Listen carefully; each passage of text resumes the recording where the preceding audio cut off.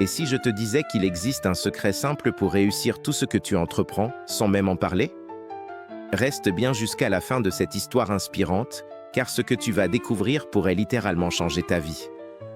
Et si tu veux plus d'histoires puissantes comme celle-ci, abonne-toi maintenant et active la cloche pour ne rien manquer. À peine une idée germait-elle dans son esprit qu'il ressentait le besoin irrésistible de la partager. Chaque nouvelle ambition, chaque plan d'avenir, chaque objectif était aussitôt crié sur les toits.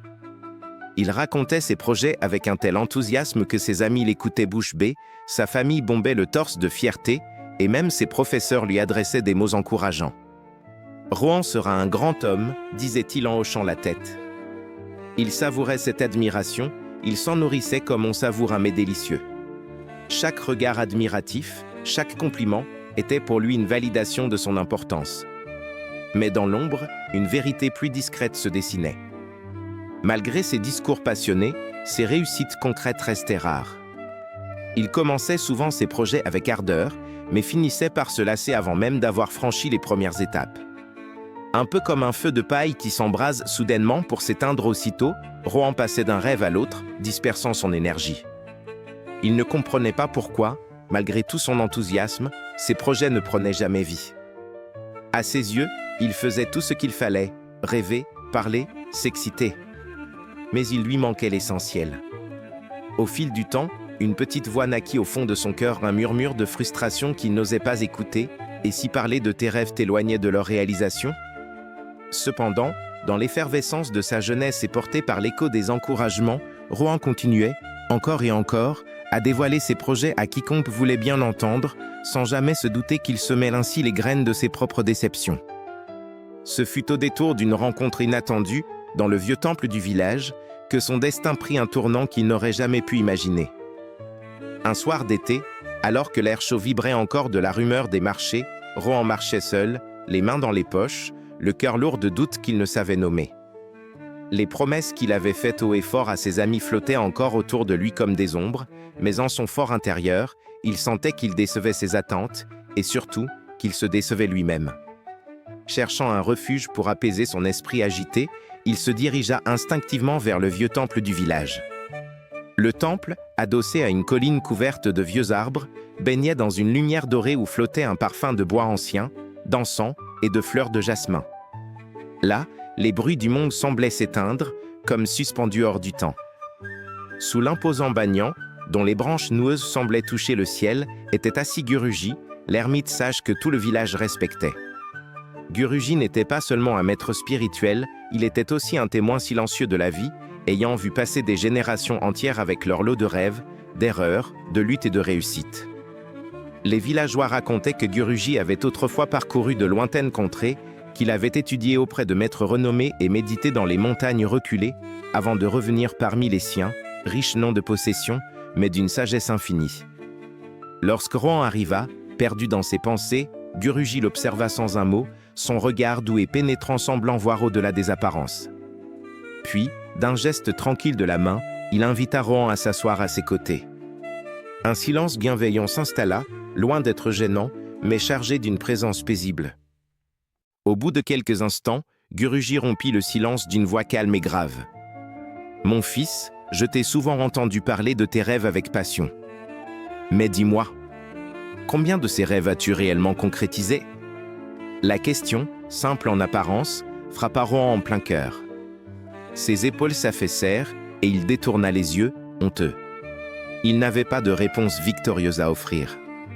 Après un moment d'hésitation, il murmura.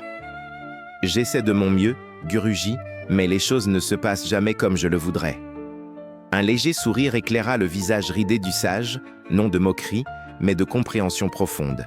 « Ce que tu vis, mon enfant, beaucoup l'ont vécu avant toi.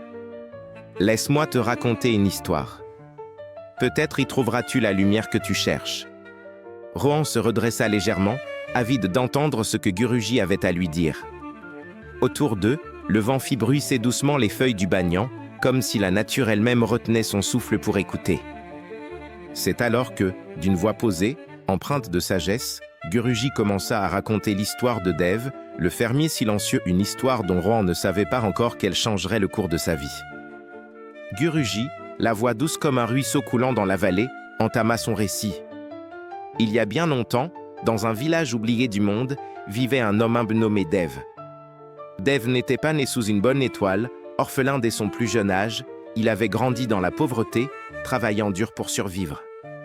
Ses vêtements étaient simples, souvent rapiécés, et sa maison, une cabane faite de boue séchée et de paille.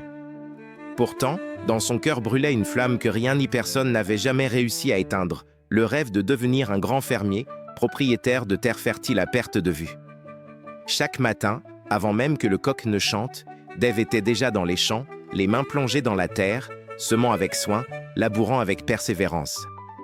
Tandis que d'autres jeunes hommes du village perdaient leur temps à bavarder dans les ruelles ou à se plaindre de leur sort, Dev restait silencieux, concentré sur son travail. Le plus remarquable chez lui était son attitude, il ne disait jamais un mot de ses projets. Les villageois, intrigués par son ardeur et sa discrétion, venaient parfois lui poser des questions, curieux. « Dis-nous, Dev, pourquoi travailles-tu si dur?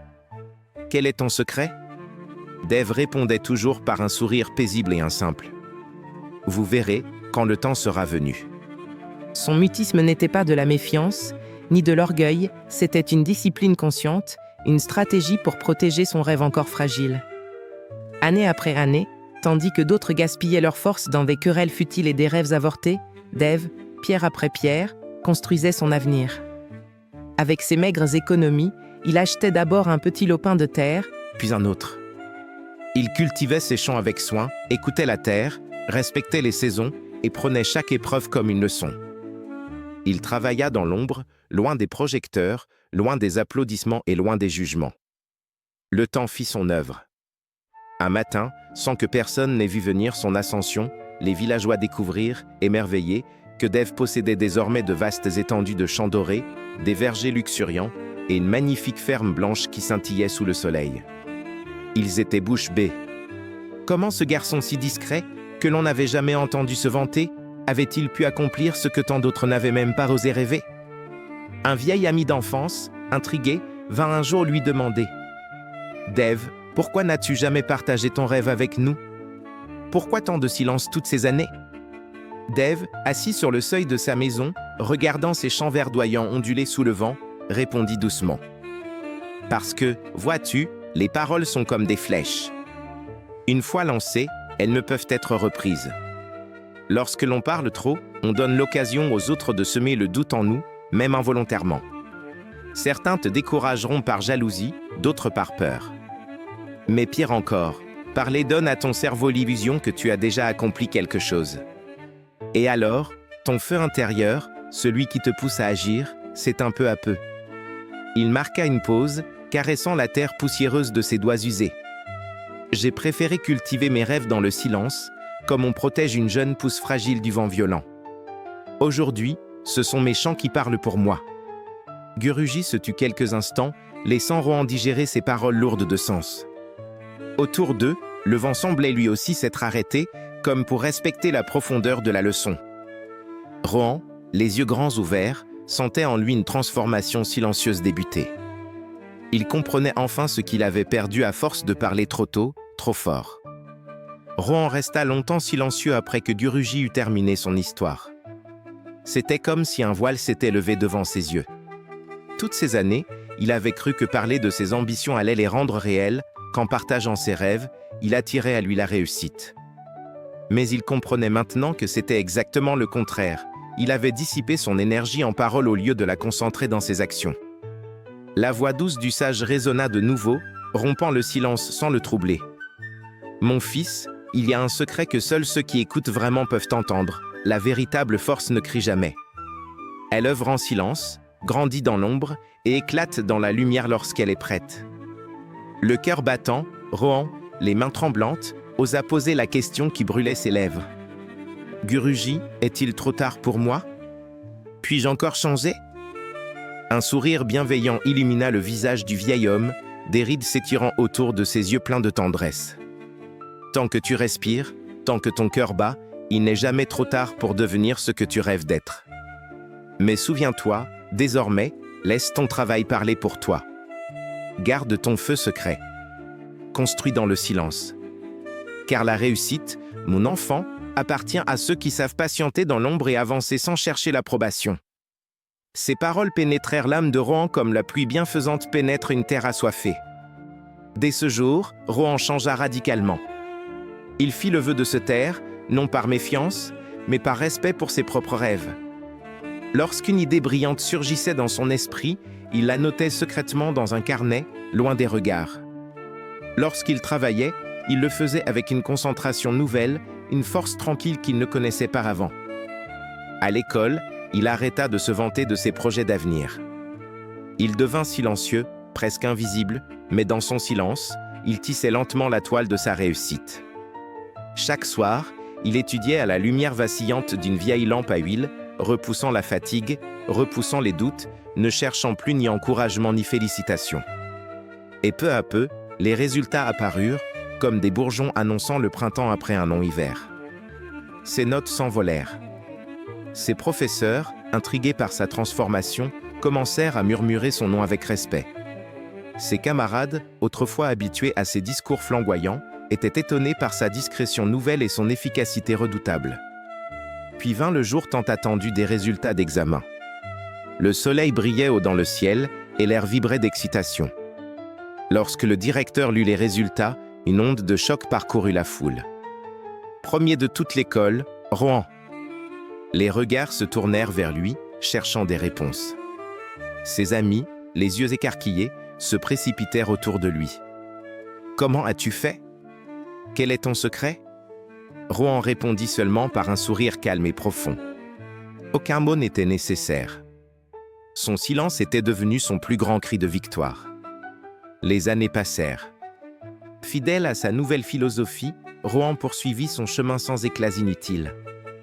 Il devint un entrepreneur reconnu, bâtissant son empire sans jamais annoncer ses coups à l'avance. Il laissait ses actions parler, ses réussites faire le bruit. Lorsqu'un jour, un jeune étudiant lui demanda des conseils sur le succès, Rohan se contenta de répondre ce qu'il avait lui-même appris sous le banyan du vieux temple.